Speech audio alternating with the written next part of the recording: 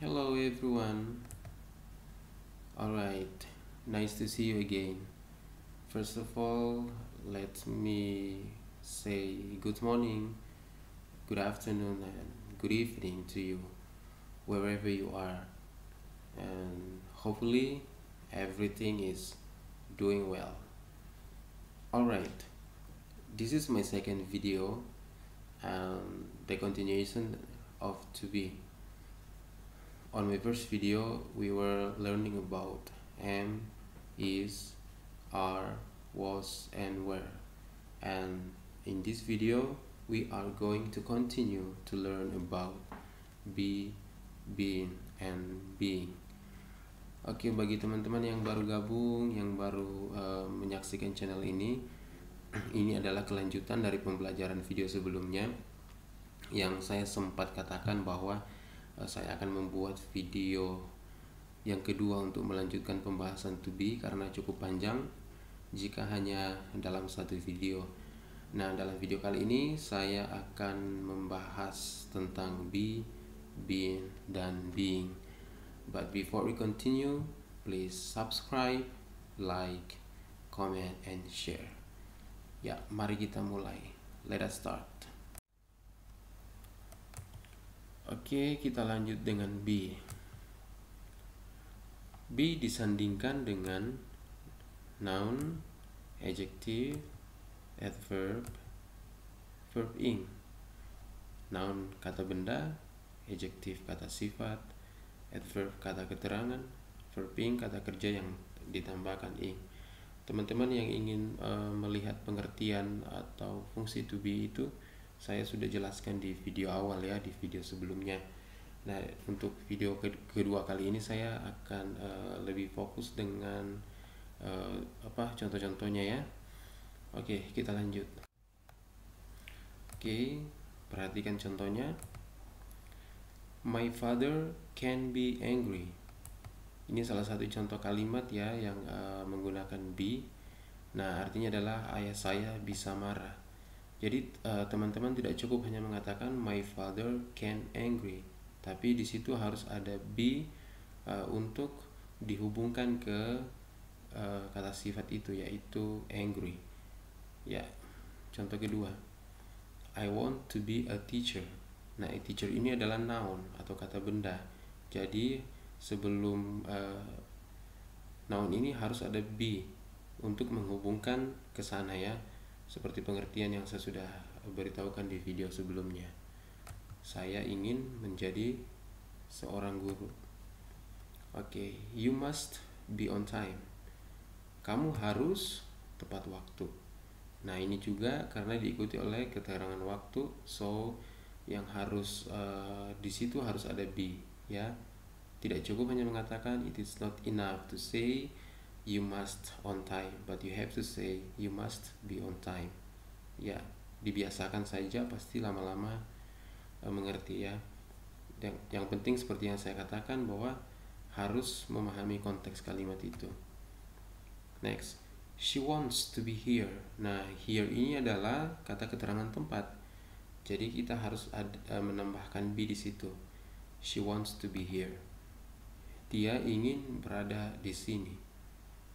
Oke, ini masih contoh. He might be confused. Confused juga masih adjektif. Jadi kita harus menempatkan be sebelum kata confused. Dia mungkin bingung. Ya, dia mungkin bingung. Tidak cukup hanya mengatakan dalam bahasa Inggris he might confused, tapi kita harus melengkapinya dengan he might be confused. Oke. It will be raining. Nah, ini rainingnya adalah kata kerja yang tambah ing, tapi di depannya harus ada be. Nah, ini artinya adalah hujan akan turun. Tapi perlu saya jelaskan sedikit di sini kalimat ini. Jadi kalimat ini sebenarnya digunakan untuk memprediksi, ya, untuk memprediksi sesuatu yang akan terjadi. Kita boleh menggunakan kalimat ini. Nah, saya tidak akan lama di sini membahas tentang nomor 6 ini. Sebenarnya di sini salah satu tenses yang digunakan namanya adalah tenses future continuous tense. Namun saya sudah pernah janji di video sebelumnya bahwa 16 tenses itu saya akan bahas ya, 16 tenses itu. Jadi saya tidak akan menjelaskan lagi atau menjelaskan dulu di sini ya. Oke, kita lanjut. He will be staying with his friend for several days. Nah, ini sama dengan contoh nomor 6. Tapi ini juga case-nya adalah sesuatu yang direncanakan dalam jangka waktu tertentu di waktu yang akan datang, yang bisa cukup panjang seperti itu. Jadi sesuatu yang direncanakan untuk sesuatu yang dilakukan di waktu yang akan datang dengan waktu yang cukup lama, kita bisa menggunakan konteks kalimat ini, yaitu dengan menggunakan be tambah verb ing. Nah, ini salah satu juga rumus future continuous tense. Oke. Dia akan menginap bersama-sama temannya untuk beberapa hari. Ya. Itu contohnya, semoga bisa mengerti tentang be ini. Masih lanjutkan ya, masih dengan be. Apa itu? Be juga bisa digunakan untuk imperative sentence. Imperative sentence ini adalah kalimat perintah. Nah, kita lihat contohnya dulu. Nah, nomor 1, be quiet. Ya, tidak perlu kita menulis subjek di sini. Tidak perlu kita menulis subjek. Mengapa? Karena orang yang orang yang dimaksud itu sudah pasti kita tahu. Ya, dan biasanya orang yang kita maksud ini adalah you, subjek you sebenarnya. Jadi nggak perlu kita mengatakan you bla bla bla be quiet ya. Jadi kita cukup mengatakan be quiet ya, karena kita sudah pasti tahu ke siapa kita tujukan perkataan itu ya. Harap tenang artinya. Be on time, tepat waktulah. Be honest, jujurlah. Be ready, bersiaplah. Be a good man, jadilah laki-laki yang baik. Nah, untuk ini ya nomor 7 dulu ya. Be at home before 7 p.m. Kamu harus berada di rumah sebelum jam 9 malam. Nah, saya sudah katakan tadi, walaupun di kalimat nomor 7 nggak ada you, tapi kan kita sudah tahu bahwa subjek dari kalimat ini sebenarnya adalah pelaku kedua ya, baik itu tunggal maupun jamak. Kalau jamak ya kalian gitu. Nah, untuk hal ini boleh kita tambahkan please di beberapa kalimat yang ingin kita tekankan ya. Seperti itu. Oke, next. Nah, kita masih be. Be digunakan untuk apa lagi? Prohibition ya, prohibition. Nah, prohibition ini adalah larangan. Nah, biasanya kalau yang ini kita menggunakan don't, tapi tetap ada be. Mengapa ada be? Karena ya seperti pengertiannya bahwa kalau itu kata yang mengikutinya adalah adjective atau noun atau adverb, kita harus menambahkan be di situ. Nah, untuk kali ini kita untuk contoh nomor 1 ini menggunakan kata sifat.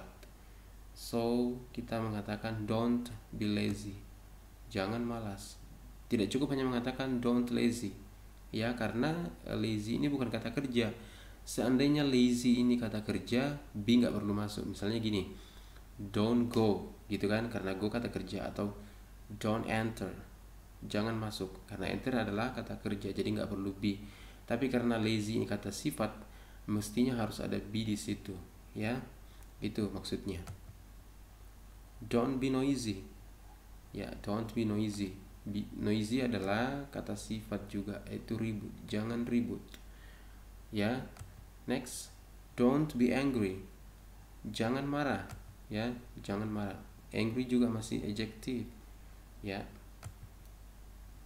Don't be a liar. A liar adalah noun, kata benda. Jangan jadi pembohong ya, berarti kita masih pakai be karena di situ ada noun, bukan kata kerja. Don't be here without me. Nah, here adalah keterangan tempat, bukan kata kerja. Jadi kita harus menggunakan be, yaitu don't be here. Jangan berada di sini tanpa saya. Oke, jadi cukup jelas ya. Di sini salah satunya, kalau nggak ada kata kerja yang mengikuti, kita harus memakai be, seperti itu. Oke, sekarang kita akan membahas tentang been. Nah, been ini digunakan kapan? Menjelaskan keadaan yang telah terjadi ya. Nah, been ini tidak terlalu rumit ya. Kalau dibanding be dengan being, dia lebih gampang. Mari kita lihat dulu ya.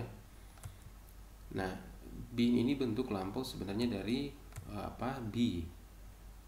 Ya, cuman dalam membahas been ini ada hal yang perlu kita perhatikan. Apa itu? Yaitu has dan have. Nah, has dan have ini harus kita pakai untuk untuk disambung atau disandingkan dengan be. Untuk disandingkan dengan be dalam sebuah kalimat. Nah, have dan has di sini berarti sudah, ya, sudah atau telah. Karena have dan has bisa berarti mempunyai, kan, seperti itu. Nah, untuk has sendiri kita tergantung subjek. Nah, kalau misalnya has ini subjeknya she, he, and it. Sementara have itu I, you, we, and they. Ya, seperti itu ya. Jadi been ini harus didahului oleh have dan atau has. Baru kita baru diikuti oleh kata-kata selanjutnya, khususnya kata adjective, noun, adverb, ya seperti itu. Oke, kita lihat contoh ya. She has been angry since she lost her doll. Nah, perhatikan, dia sudah marah sejak dia kehilangan bonekanya. Nah, kata sudah di sini lalu marah. Nah, marah ini kan bukan kata kerja, ini kata sifat. Jadi kita harus menempatkan been. Namun seperti yang saya katakan bahwa been gak bisa berdiri sendiri, harus diikuti oleh has atau have. Has tergantung subjeknya, have tergantung subjeknya. Seperti itu ya. Nah, kita lihat lagi. We have been hungry for hours. Kami sudah lapar selama berjam-jam. Nah, hungry juga adalah kata sifat atau adjektif. Jadi harus didahului atau harus didahului oleh been ya. Lalu ada have di situ. Mengapa pakai have? Karena subjeknya lagi adalah we. Oke, seperti itu ya. Next, they have been swimming for 30 minutes. Nah, ini dia been yang diikuti oleh kata kerja yang tambahkan ing. Mereka sudah berenang selama 30 menit. Nah, ini lagi konteksnya adalah sesuatu yang sudah sedang sebenarnya. Nah, dalam tenses namanya ini adalah present perfect continuous tense. Ya, saya nggak akan bahas tenses di sini. Cuman hanya memberitahukan saja konteksnya ya. Nah, ini maksudnya sesuatu yang sudah sedang, artinya belum berakhir, tapi sementara. Mengapa memakai sudah sedang? Karena ada keterangan di situ sebenarnya 30 menit. Ada penekanannya di situ ya. Seperti itu. Perhatikan, they have been. Nah, have been-nya diikuti oleh kata kerja kata kerja yang ditambahkan ing. Oke, contoh berikut. I have been living in Timika. Ya, Timika ini salah satu kota di Papua ya, di mana saya tinggal atau berada sekarang. I have been living in Timika for 5 years. Saya sudah tinggal di Timika selama 5 tahun. Nah, di sini juga sama dengan konteks nomor 4 contoh nomor 3 tadi ya, bahwa sesuatu keadaan yang sudah sedang tapi masih gitu ya. Karena saya masih sekarang tinggal di sini di Timika. Jadi saya mengatakan I have been living ya. Ini konteksnya. Ini Ini artinya ya, saya sudah tinggal di Timika selama 5 tahun. Oke, number 5. He has been here since morning. Nah, here ini adalah keterangan tempat. Dia sudah berada di sini sejak pagi. Ya, ini dia salah satu contoh been yang mengikuti kata keterangan tempat ya. Oke. I have been a good man since last year. Saya sudah jadi orang baik sejak tahun lalu ya, seperti itu. Itu contohnya. Nah, kita masuk di be yang terakhir, yaitu being atau to be yang terakhir. Nah, di dalam being ini sebenarnya banyak konteks sih, tapi saya akan membahas 2 saja konteksnya, kegunaan dari being ini yang paling sering gitu ya, paling sering kita gunakan atau paling dekat dengan kehidupan sehari-hari kita ya. Nah, yang pertama adalah temporary behavior. Temporary behavior ini adalah kebiasaan yang pura-pura, sebenarnya kata kasarnya seperti itu. Kebiasaan yang dibuat-buat atau bukan aslinya ya, bukan sesungguhnya. Nah, sebenarnya being ini kan bentuk present dari be. Kalau being tadi itu bentuk past dari be, sedangkan being ini bentuk past present dari be. Contohnya kita lihat, she is being diligent. Nah, maksudnya di sini adalah dia tiba-tiba rajin, tapi faktanya dianya itu tidak rajin, tapi tiba-tiba atau pura-pura jadi rajin. Nah, ini konteksnya kita memakai being. He is being sleepy. Dia sedang pura-pura mengantuk. Ya, mungkin dia mungkin malas atau lalu pura-pura mengantuk ya. Next, you are being helpful man. You are being a helpful man. Kamu pura-pura jadi orang yang suka menolong ya, padahal faktanya orangnya tidak suka menolong gitu ya. Itu salah satu fungsi being yang kita gunakan ya. Nah, yang berikutnya kita juga menggunakan being untuk ditempatkan di awal kalimat yang didahului adjektif. Lihat di sini noun dan adverb. Ya, untuk lebih memahami kita langsung ke contohnya saja ya. Being patient is a difficult thing to do. Artinya apa? Sabar adalah hal yang sulit untuk dilakukan. Nah, untuk kasus ini misalnya kata sifat yang menjadi subjek itu tidak bisa berdiri sendiri. Harus ada being yang berfungsi sebagai subjeknya atau it di sini. Ya, sebenarnya ini mungkin belajar tentang gerund ya. Kalau misalnya kata kerja yang jadi subjek itu kan harus jadi gerund gitu, harus jadi subjeknya ditambahkan ing. Nah, karena ini kata sifat yang harus menggantikan adalah being. Ya, misalnya gitu ya. Nomor 2, being a teacher is not easy. Menjadi seorang guru tidaklah mudah. Masih being juga ya, karena teacher ini kan noun ya, kata benda. Being here is boring. Masih kita menggunakan being. Artinya apa? Berada di sini membosankan.